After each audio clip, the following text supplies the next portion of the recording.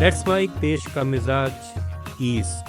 बिहार के निर्दलीय सांसद पप्पू यादव ने उत्तर भारत में बढ़ते वायु प्रदूषण के मुद्दे पर केंद्र सरकार को घेरते हुए गंभीर आरोप लगाए हैं। उन्होंने कहा है कि सरकार ने इस समस्या पर न तो कोई बजट आवंटित किया है और न ही कैबिनेट बैठक बुलाई। भारत सरकार को नाम बदलने, नफरत फैलाने, झूठ फैलाने और अपशब्द कहने से फुर्सत नहीं है। आम आदमी के जीवन से इनका कोई लेना देना नहीं है। कोरोना जैसी बड़ी आपदा को नेताओं और सिस्टम ने और क्रूर बना दिया। लोकसभा विधानसभा में आम व्यक्ति की कभी चर्चा नहीं होती। देश की 85 करोड़ आबादी सिर्फ 5 किलो अनाज पर ही जी रही है। 20 करोड़ लोगों के पास अपना घर तक नहीं है। जीवन के साथ जो रिश्ता है वो क्यों है?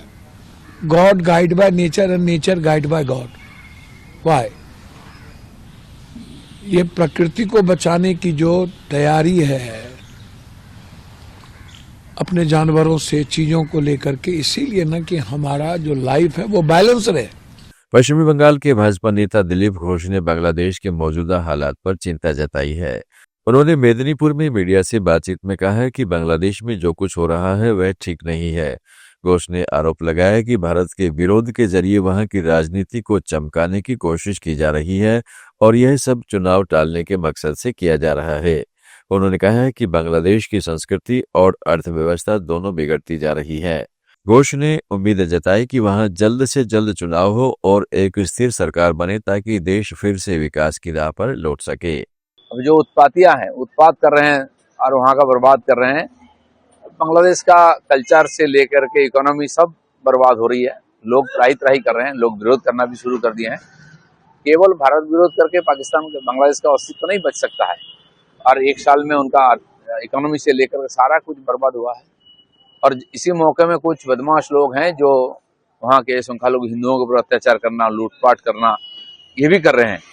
तो हम भी चाह रहे हैं कि जल्दी से जल्दी बांग्लादेश में चुनाव हो जाए और कोई सरकार बने शांतिपूर्वक।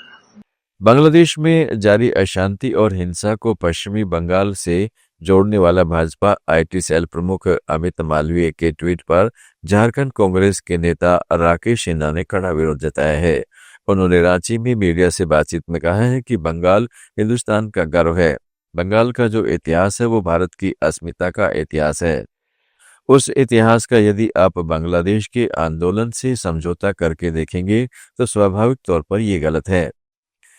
अमित मालवीय को तत्काल प्रभाव से गिरफ्तार करना चाहिए। इससे पहले अमित मालवीय ने अपने ट्वीट में बांग्लादेश में इस्लामिक भीड़ द्वारा ढाका के ऐतिहासिक छायनेट भवन पर हमले का जिक्र करते हुए इसे चेतावनी बताया और पश्चिमी बंगाल की स्थिति से तुलना की थी।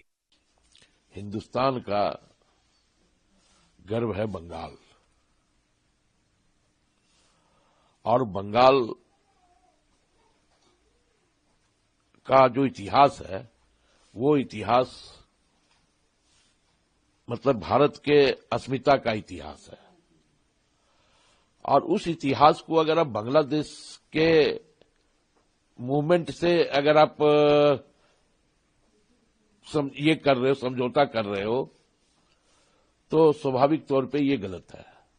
अमित मालवीय को तत्काल प्रभाव से गिरफ्तार करना चाहिए और इनको जेल भेजना चाहिए।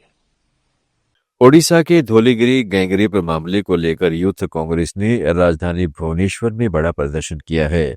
प्रदर्शनकारियों ने भाजपा सरकार पर कानून व्यवस्था पूरी तरह चरमराने का गंभीर आरोप लगाया है। यूथ कांग्रेस कार्यकर्ताओं ने कहा है कि ओडिशा भगवान जगन्नाथ की भूमि है, शांति की भूमि है, लेकिन भाजपा सरकार ने 1.5 साल में पूरे राज्य को मजाक बना दिया है। गोपालपुर कांड के बाद अब धौलीगिरी में जो भुवनेश्वर के पास शांति का प्रतीक है, एक महिला के साथ गैंगरेप हुआ। राजधानी में गैंगरेप हो रहा है, पुलिस यहां क्या कर रही है? राष्ट्रपति के दौरे के दौरान स्कूल के पास बम ब्लास्ट हुआ। आम नागरिकों में डर है क्योंकि पुलिस अपना काम ठीक से नहीं कर पा रही है। प्रदर्शनकारियों ने सरकार से तत्काल कार्रवाई और महिला की सुरक्षा सुनिश्चित करने की मांग की है।